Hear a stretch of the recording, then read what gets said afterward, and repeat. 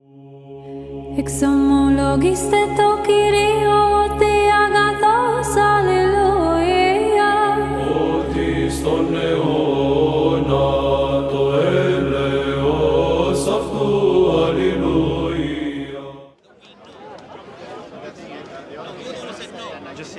here if you want to.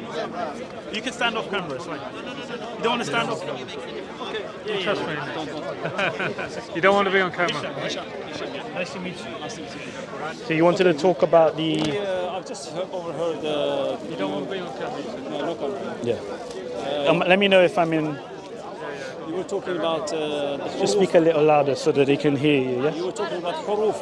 Ahruf, yeah. Ahruf, yeah, and preservation of the Quran and everything. Yeah. Yeah, and I can see that you've done some research. Thank you. Yeah. It was a heated discussion, so... I don't know if I'd call it heated, but... Quick maybe on his side, yeah. Yeah. But let's calm it down and let's talk academically. Yeah? I try to, yeah. Thank you. Okay, so do you know that the story of the ahruf, how it does happen? Yeah, in Sahih Muslim Hadith number 819, it says that Jibril revealed the Quran in 7 ahruf. Okay. That it was a way to make it easier for the people to recite. So he asked for one half, and then another half, and then another half until it reached 7. Okay, the hadith. Oh, sorry. It's getting a bit congested here. Actually, I'm going to stay here. Don't worry, it's fine. Yeah, the verse you mentioned is in Sahih Muslim. It says, Gabriel taught me to recite in one mode, which is one harf. So that in the Arabic, it's do you know Arabic? No, but when it says mode, it's an English translation. Yeah, it's not. Harf. Yeah, one half. Yeah. The meaning of half, there's no ijma on it. There's no consensus.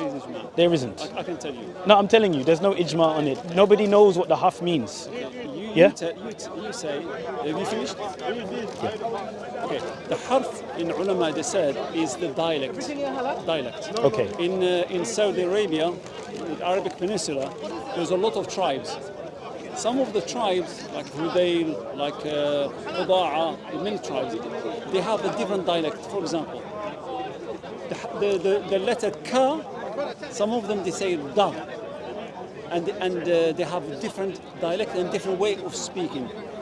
But the meaning of the word does not change. Okay. So what happened? The Prophet ﷺ in Medina, he used to receive a lot of delegates from different tribes to understand what Islam is all about. So some of them they come, and the Prophet ﷺ received the Quran in Qurayshi harf, Qurayshi dialect. So when they come and to receive the message, when he speaks in Qurayshi dialect, some of them they don't understand some verses, some words. So what the Prophet, he used to say to Jibril, give me more in their dialect. Okay. So that's the reason why 7 ahruf. Can I respond to you? Go. I appreciate what you say. I disagree that it's 7 dialects, and I'll give you 2 or 3 reasons why. By the way, when I was having a conversation with Libiano, how I understand what he said, he believed that it was different modes, not dialects. No, he was saying that it's different modes of recitation. So he was saying that the 7 ahruf are contained within the 10 qira'ats. No, that's not correct. That's what he was saying. Anyway, so his view is modes. Your view is dialects. Let me tell you why I don't think it's dialects or modes, but in particular dialects. We know from the hadith of Umar and Hisham that Umar heard Hisham reciting Surah At-Furqan in several different ways. You can record me, but not him. Yeah. He won't record you. I promise you. He heard Umar heard Hisham reciting Surah At-Furqan in several different ways.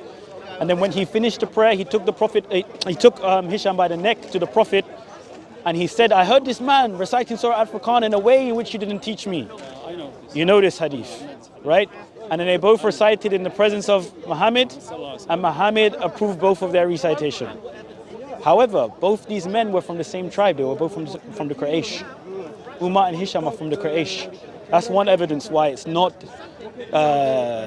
dialects. The second evidence is this. When Uthman standardized the Quran in, this is reported in, no, please, let me just add the second evidence. You're building up so many points. Just one more point, I promise. Actually, in the same hadith, let me add one more point, and then you can respond, and then I'll tell you another evidence. So when they both recited, Umar and Hisham, Muhammad affirmed their recitation, and then he told them that the Quran was revealed in Sabi ahruf, so recite of it in whichever way is easier for you. Do you have the hadith? Yeah, I have the hadith. It's Sahih Muslim hadith number 818 and 820, I believe, one of the two. But or 4992 Bukhari.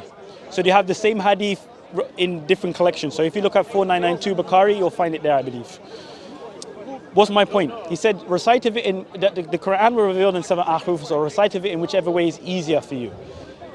Since they are both from the Quraysh, the easiest way for them to recite would be according to their dialect. Qurayshi dialect, yeah. You see what I'm saying? Qurayshi harf. So if Umar heard Hisham reciting in a different dialect, then why then would Muhammad say recite of it whichever way is easier for you, if the easiest way is always going to be in the dialect that they speak? Their dialect. Do you see what I'm saying? Got you. And this is some Muslims. This is why Yasir Qadi had said there's a big differences about the 7 ahruf. There are big differences about the 7 ahruf. Because there's no consensus on it. Some say that there isn't. I'm telling you this. Yeah, I know this. I agree with you. No consensus. No consensus. Okay. Sorry, I thought you said that there was consensus. There is no consensus. Now I could tell you my other evidence unless you want to respond to that. Yeah, I was responding. This Okay. When the two companions came to the Prophet Sorry. and they recited the verses and the Prophet approved them, I can show you that one of the harf, which is harf of Quraysh, harf of dialect, Qurayshi dialect.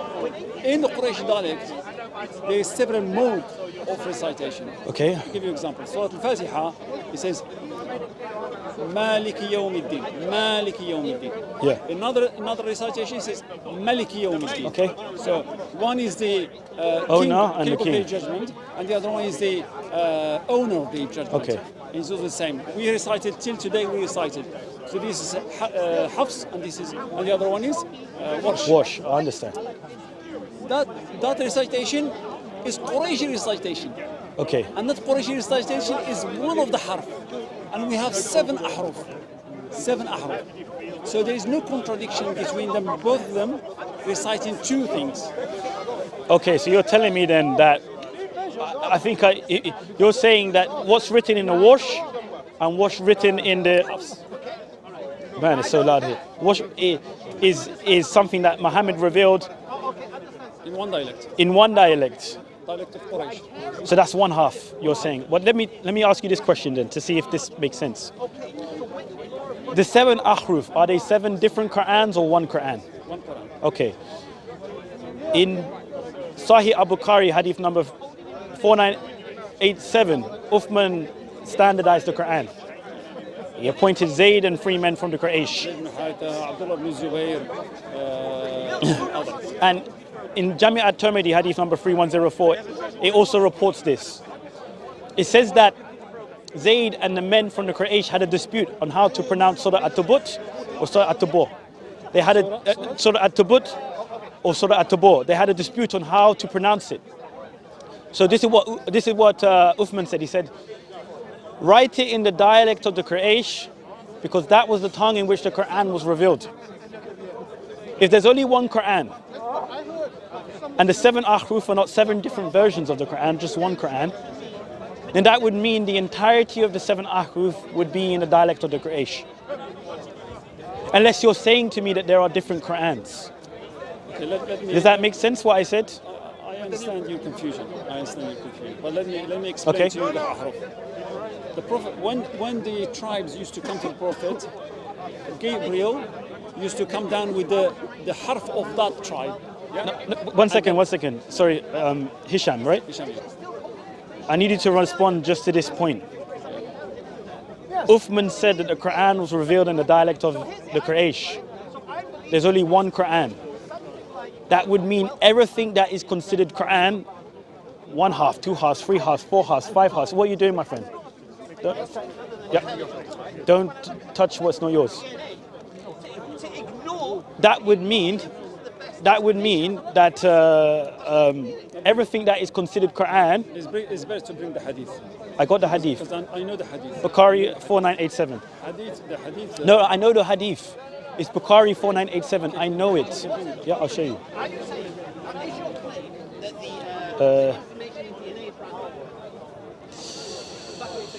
So on sunnah.com.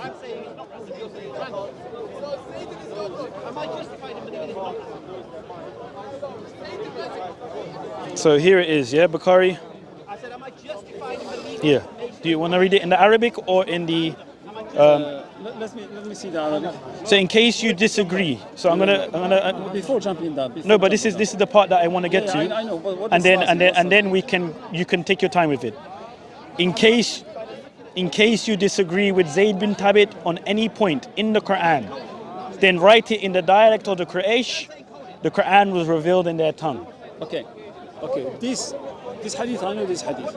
He says now, when the message of Hudayfa ibn al-Yaman came from far away, and Hudayfa was saying to Uthman, save the people. That's correct. Of the Ummah, because they will disagree like the Jews and the Christians have disagreed on their book. Why is that? Because in the front line, people used to pray, and some imam they recite in one harf, some imam read, and they started to fight. So Uthman, he said, okay, we need to standardize the Quran. Why? Because the different ahruf. Remember this. What is the duty of the ahruf? To make it easier. Make it for who? For the people to receive the Quran. For the tribes to unite the tribe people. Well, I'm not sure it says that. That's inferred. No, it's inferred, yeah. It's inferred. The reason for that is that the harf was sent down to unify to spread the message as quickly as possible. And then when the mission has been complete, the reason for the ahruf is no more there. So it's not preserved anymore. Huh? So it's not preserved anymore. No, I'm not saying. No, but this is my question to you, Hisham. The meaning, you said something very important. For me, the first half is just as important as the last half, because all of it is Quran. This is what Allah Himself spoke. So any variation or any difference is something that Allah Himself intended. If you believe that this is for a purpose. Yeah, for a purpose. But you say that purpose. As quickly as okay, so possible. once it was united, the people, there's no need for the halves. How many halves were not? It's not halves. Then there's no need for the other 6 ahruf. Okay, so there's 6 half. 6 halves. There's no need. So there's only 1 half that was standardized. So you're telling me that when he said it was written in the dialect of the Quraysh, that means he was making it under 1 half. It was mainly sent down in Qurayshi harf. It doesn't say that though. Uthman says in the hadith to the Zayd and the free men from the Quraysh, by the way, Yeah. write it in the dialect of the Quraysh. If there's any disagreement, yeah. In case there is any disagreement, thank you. Write it in the dialect of the Quraysh, for that was the tongue. So when Muhammad spoke, he spoke it only in the dialect of the Quraysh. Only. So the first half, but it says it there. You have to show me where anybody else within the hadith tradition, which is authentic, said that it was that Muhammad has spoken in different dialects. Yeah, the first hadith we mentioned at the beginning. No, that wasn't dialects. The Ummah and Hisham were from the same tribe. My view of the ahruf, right, if I'm being honest with you, actually, I don't want to even tell you what my view is. I want to just stick with this for a bit, and then I'll tell you after. What I'm saying is this: you can't establish that it's dialects, because we know Ummah and Hisham were both from the same tribe. We know that Muhammad said to recite of it in whichever way is easier for you.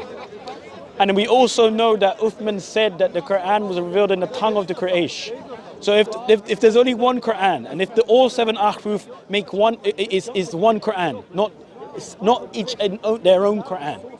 then we have to accept then that that would mean that all the 7 ahruf were revealed in the dialect of the Quraysh. Unless you're saying that there are different Qur'ans. That's incorrect conclusion, because you're going against the scholars, the Islamic scholars. You're going There's no against consensus there though. This is the evidence, by the way, the evidence that can I say one thing? Yeah. This evidence that I'm using, it comes from the scholars. How do you think I know that Umar and Hisham are not from the same tribe? I'm not Arabic, I don't understand the language. This is what I've researched from the scholars. The scholars say that those who are unsure of the ahruf or may have a different interpretation of the ahrufa, they are the ones who are coming up with these arguments that I am saying. I'm just sharing it with you why there is no consensus amongst the Muslims. So I do not accept that it's dialects. I can show you, I have 2 Qur'ans in my bag right now. The reading of Ibn Kathir and the reading of Hafs and Asim. I can show you where, yeah, I have 2 Qur'ans, 2 readings. I said 2 readings. Not dialect. No, I said readings. Readings or recitation is qira'at. Yeah. So then I would completely disagree with what you're saying. I do not accept that it's dialects. I don't think you should accept that it's dialects. Now, if it's modes of recitation, then you could make the argument then that there are different consonantal, there are changes to the consonantal rhythm of the text. And this is what I'm interested in talking about. Because when I look at the earliest Quranic manuscripts, I see that the consonantal rhythm, if you know what I'm talking about, let me know. The structure of the Quran. You know where you have the harakat, you can put the harakat, or the tashkil, where you can put the fatha, the dama, and the kasra in certain places. Working hard, huh? I'm trying, right? You have a skeleton text, and then you can put the vowels, the vowelization in certain places, and you get certain words. What Muslims say is that they have a Uthmanic razm. So when Uthman razm, okay. When Uthman standardized the Quran, it was an Uthmanic razm. Yeah. But then when we look at different codices, we find that there are differences in the razm, not just in the tashkil and where to put things. The actual consonantal razm changes. Now some may argue that this is ahruf, because it's not based on dialect anymore. You're bringing something very, very old. Okay. Because I'll let you explain. Because the consensus of the scholars, what they're saying is that they disagree on what is these 7 ahruf, which means how is this, the first and second and third harf looks like, yeah? Because the purpose of the harf has done its job and is finished. Allah didn't preserve it. What the difference is that they don't know what ahruf is. But did you hear what you just said? Isham, did you just hear what you just said? For me, that's a concession. What is concession? For me, that means you're saying that the Quran isn't preserved. No. If you say to me, but this is what for me, the first half is just as important as the last half, in my perspective. You haven't heard what I'm saying. No, but You stopped me in the middle. Okay, I'll let you finish. What I'm saying, the consensus is that between the scholar is that the 6 ahruf has vanished. Allah didn't preserve it because the duty for this ahruf has done its job, Okay. which is uniting the ummah as quickly as possible. I understand. Yeah. Yeah. But now, the disagreement between the Muslim scholars is that what it looks like, how the reading of those ahruf looks like, because Allah subhanahu wa ta'ala didn't allow us to see it because job is done. So we don't have it today. We don't have it. That's my point. So let me respond to that. Go ahead. If you say you don't have the 7 ahruf today, just one half, One half, yeah. which I would like to ask you more about, then I would argue that the Quran isn't preserved perfectly. Because to preserve the Quran perfectly, you need to account for the 6 half that are missing. You're missing the point. This is what I'm trying to say to you. You can't decide that the first half is more important than the second half, or the third, the fourth. So then why is only one half preserved, according to you, and not the other 6? The other 6 is Quran. The other 6 Allah gave for a purpose, according to you. Now, your purpose for why Allah gave it, I disagree with, because you've limited it to a period in time. When I look at the hadith, it's not for a period of time. It says the Quran is revealed in Sab'a ahruf, so recite of it in whichever way is easier for you. It doesn't give you a time limit on that, but you've put a time limit on that. Therefore, without you maybe even knowing it, you're saying that the Quran isn't perfectly preserved because you can't account for the 6 ahruf. That's a big problem. Now, to help you out, just so you know, what Libiano was saying, and I understand where he was coming from, is that the 7 ahruf are in the 10 qira'at. You heard the 10 qira'at before? Yeah. That's what he was saying. When I asked him to prove, I agree it's incorrect. Yeah, but I agree it's incorrect. When I asked him to prove it, he was using or referring to mutawatir or tawatur or something like that. What he was saying that what you are saying that the Quran is not preserved goes against the consensus of what we have at the moment. We have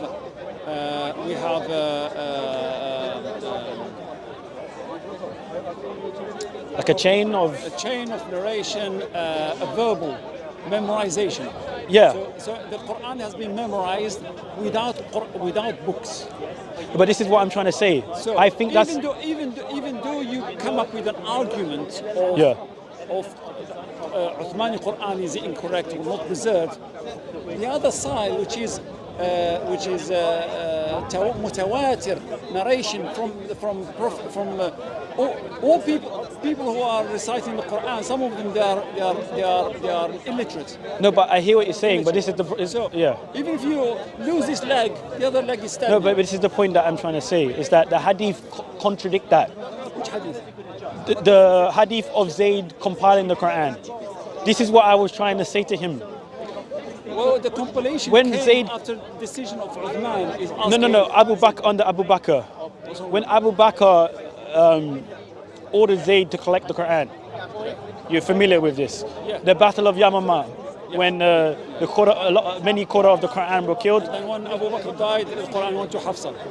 Thank you. And then Hafsa gave it to Uthman, and then he asked them to copy it. Yeah, because Uthman said to get someone to ask Hafsa for the manuscript so that they could make perfect copies. Yeah. This is what I was correcting him on, because he was saying that, not to talk about him too much, but he was saying that Zayd was collecting the Quran at that time. He wasn't. He had already collected it under Abu Bakr. They were only making perfect copies at the time of Uthman. So that's what I was trying to correct him on. He wasn't, maybe he was playing stupid. But the point I'm trying to make is this. When we look at Zayd ibn Thabit at the time of Abu Bakr, around 632, Zayd was told by Abu Bakr to collect the Quran, to collect it from, and then Zayd collected it from parchment, thin white stones, from scapula, from the chest of men. So some men who had memorized a portion of the Quran. And then he put it together and he gave it to Abu Bakr. But we don't know who these men are that Zayd got the Quran from. The hadith doesn't say. We don't know if it doesn't say that Zayd had witnesses. All I know from the hadith is that Zayd was told to search for the Quran, and he went and collected it from wherever he could find it. He put it and said, here it is. How can I trust in that? That's your problem. You need to do some more research. But that's what the hadith says. Now, if you're telling me about mutawatir, how does mutawatir align with what the hadith says? The hadith doesn't say anything about the witnesses. Nothing. It just says that Zayd collected the Quran, and Zayd said this task is so difficult. He compared it to moving a mountain, and then so he did it. He gave it to Abu Bakr, and it was done. It's not just Zayd. It's not a single person job. Well, who did it? You need to bring me the hadith. Bukhari 4986.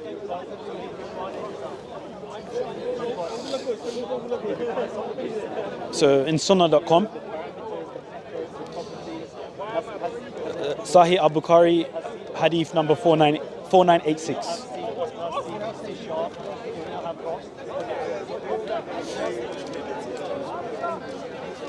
Do you agree that... Please look at this one, it's important. Where is it? Bukhari. 4986.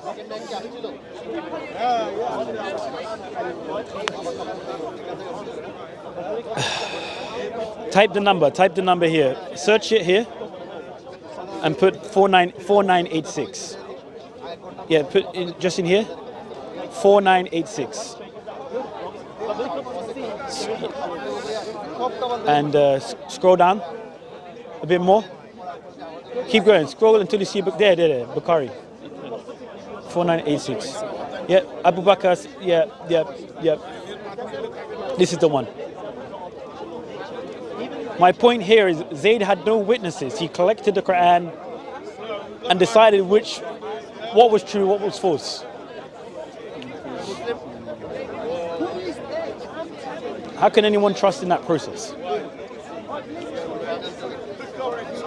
Anyone who's wondering, he's just reading the hadith right now.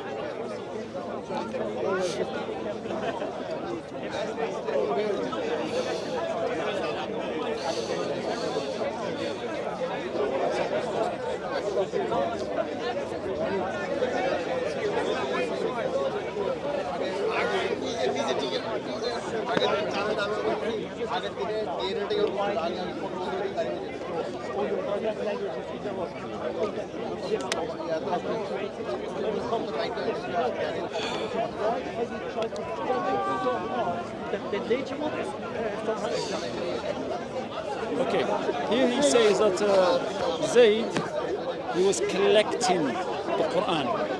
Collecting from where? From the scribes. Doesn't say. Okay, so what does it mean here? He says, من الصحف. Yeah, أجمعه. I was collecting it from the imparchment, from behalf, from the tree. 7 minutes.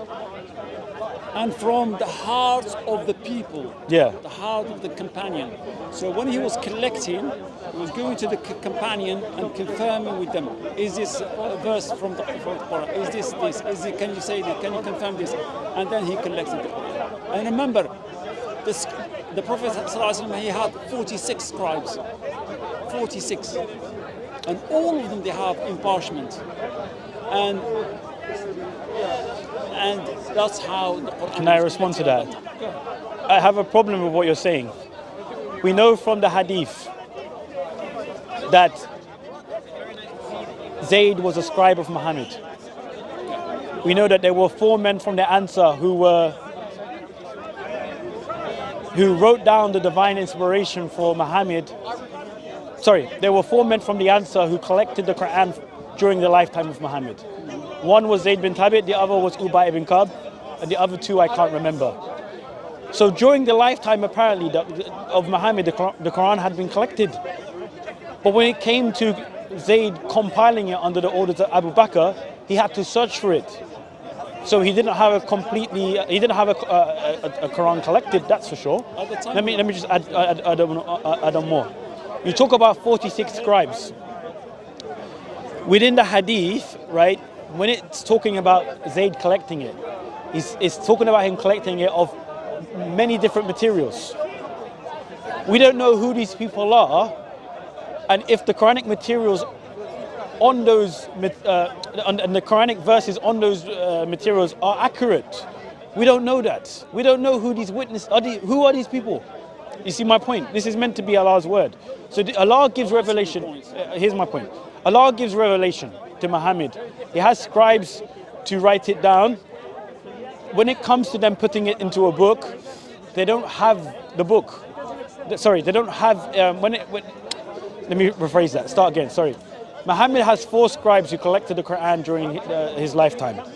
When Muhammad dies and Abu Bakr says, put a book together, those scribes can't put a book together. So he appoints Zayd ibn Thabit. Then he tells him to go and find the Quran. Search for it here, there, and everywhere. Why would he do it like that if he had full knowledge of the Quran? If there were other people like Ibn Masud and Ubay ibn Ka'b had full knowledge of the Quran, why would he have to go searching for it? And when he goes searching for it, right, who does he find it with? And how can we verify that these men heard from Muhammad? We don't have that information from the hadith. So how do I know that what Zayd put together is actually what Muhammad said? There's nothing there that tells me that from the hadith. Now, if we go to Mutawatir and it says, I heard it from here, this is outside of the hadith tradition. It's not the same thing. Hadith tradition says that the Quran was memorized by thousands of people. Thousands. The full Quran, the entirety of the Quran. So if the entirety of the Quran was memorized by thousands of people, then why did Zayd not collect it through memorization? Why did he have to collect it through what was written down on random pieces of material by men we don't know? Remember, there was 4 from that Muhammad said to learn the recitation from. Ibn Masud, Ubay ibn Ka'b, and 2 other people. Ibn Masud was not part of the compilation from what we see in the hadith. And then later on, when Uthman, 20 years later, was standardizing the Quran, Ibn Masud said to the people of Iraq, keep the Musahif that are with you, conceal it, don't let Uthman take it and burn it. There was, yes, Who said that? Ibn Masud in Jami at-Tirmidhi, hadith number 3104. Jami at-Tirmidhi, hadith number 3104. He was against the standardization. This is in the hadith. I've heard hadith. If the hadith is true, then he's against. That's No, but he was the chief reciter. So who's in the wrong here, Uthman or Ibn Masud? Ibn Mas'ud is wrong. If the hadith is true, Ibn Mas'ud is wrong. Okay. Because the leader is Uthman, and Uthman is in the right by saying destroy all the other Qur'ans, all other imparchment, because the other imparchment, the other scribes had different ahruf, which the purpose of those ahruf has done. It doesn't say that. And this is what, and Ibn Masud took, and Ibn Masud, no, I did the research. Ibn Masud had, Ibn Masud had an issue. That's fine. And that's why he told. They could have issues between themselves. Yeah. But the last word, the buck stands to the leader. I accept that. Yeah. I accept that that's what he did. He made that decision. It's not an argument you can take. No, but we agree. The companion, even they fought themselves between themselves. No, I accept When you that. come with to say Ibn Mas'ud, he disagreed. Yeah, fine, he disagreed. But the last word is what. But this is the problem that I have when you're talking about Mutawatir and all this sort of stuff. We're seeing disagreements within the hadith about the Qur'ans that were being burnt. No, it's not a disagreement. Because the Quran because all other Quran were destroyed. But those Qur'ans were Qur'ans. They were. You don't understand. Those are ahruf. When you say Maliki Yawmiddin and Maliki Yawmiddin is the same. You're missing the point. You're saying that You based. don't No, listen, okay, we got to wrap up because my friend wants to go. You need to go. The point that I'm trying to make is this. When Uthman burnt the Quran, it was anything that didn't conform to what he had copied from Hafsa's manuscript, right? Because he sent it out to every Muslim province, and then he said, burn anything else, anything that is any Quranic books or manuscripts, burn it. Okay. Ibn Masud didn't like this. Why? Because they were burning his material. Okay. That's why he said to the people of Iraq, and remember, it was about the differences between the people of Iraq and Sham. Remember, that was the reason why this standardization happened in the first place. Hudayfa, remember, you mentioned this, brother. Thank you. So, Ibn Masud disagreed. And he told the people, and he cited the Quranic verse, he said, keep the Musaf that are with you, conceal what you have, and you will reveal it to Allah, I think on the last day. I paraphrase. So did he preserve that his Quran? It was destroyed. It's not a half. You're calling it a half. No, I'm calling it a completely different Quran. This is the problem. I say that there are different Qurans. So let me tell you something. Uthman, when he asked Zayd ibn Thabit, and he appointed 4 people, Yeah. and he asked him to compile it in the harf of Quraysh, The dialect of the dialect of Quraysh. Quraysh. Did he ask them to come to a consensus for every verse and to have 2 witnesses for every verse? No, he didn't. He did. He didn't. I said that to me and Libiano just discussed it. He couldn't find it for me. He didn't. This is my point. He was talking about the Did he say come up to a consensus? He says Zayd ibn Thabit al-Ansari. He had the witness of two. He had dual testimony. Yeah.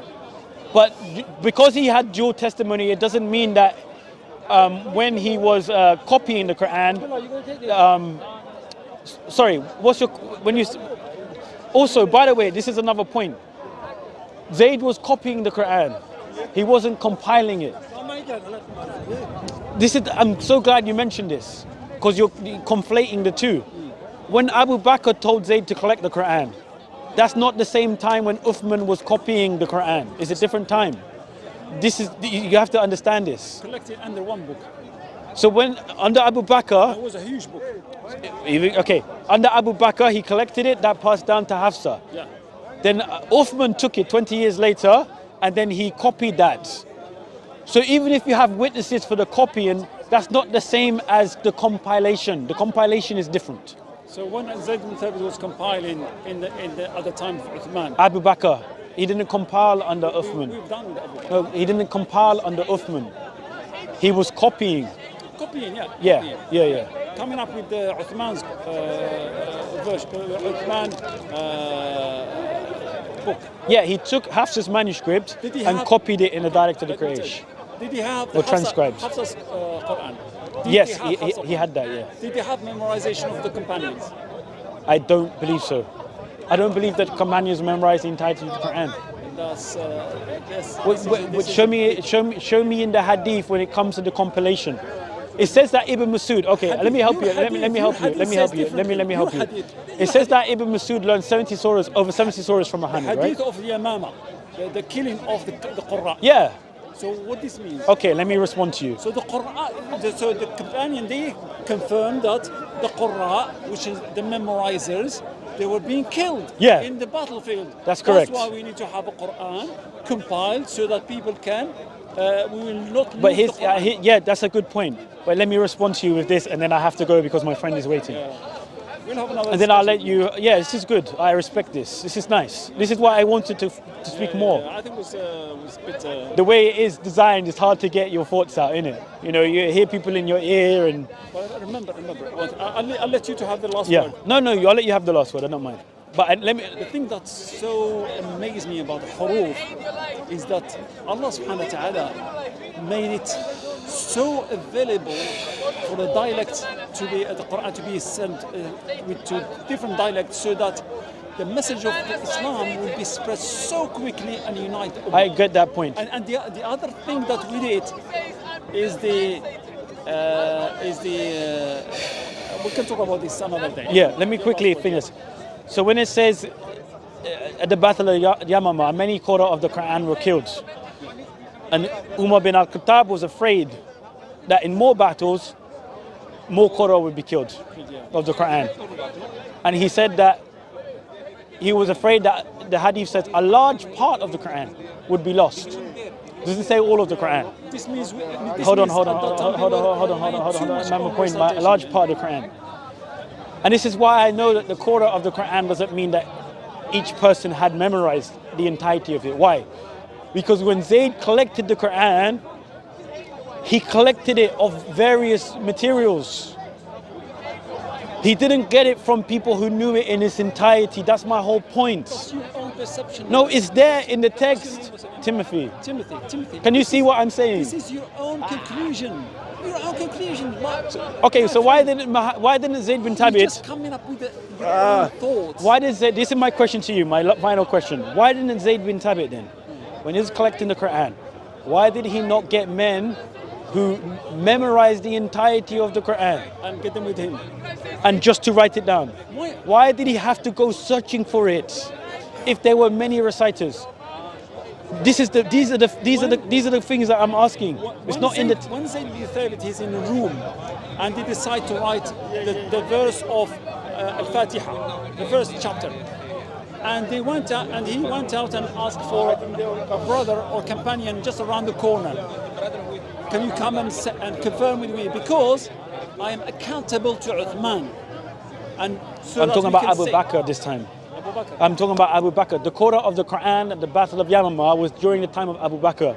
Because the parchments were here and there. The scribes have different places. Exactly. So it's all over the place. All over the That's place, a of problem course. for me. 46 scribes. And the main thing is the Quran. No, but is in the Zayd heart of collected the people. Quran during Zayd and his scribes, the three men that were with him from the Ansar, collected the Quran in the lifetime of the, Muhammad. That's what it says in the Hadith. What happened to that? This is what I'm. It's still there. It's still there. Okay, we have to talk again today. properly. Yeah, is it Hisham? Yeah. Hisham, yeah. This is nice. We'll talk again. Do some more research, inshallah, and I'll do some more research. And then I'm pretty confident in what I'm saying. you're too confident. No, but I know what I'm talking about. I see what you're saying, but I shown you today that the 7 ahruf cannot be dialects. Absolutely not. Just for you to say to me that because the ahruf has gone, we lost the books that could be a different Quran. There are Muslims here. That's why Libiano, this is why Libiano had a very interesting approach. He didn't call it the 7 ahruf dialects because he knows he can't defend that. He went to modes, which he can't defend, but I never had enough time to deal with. And then he said that the 7 ahruf are contained within the 10 qira'at. Why? Because he knows that if one half isn't preserved, you could argue that the Quran hasn't been preserved.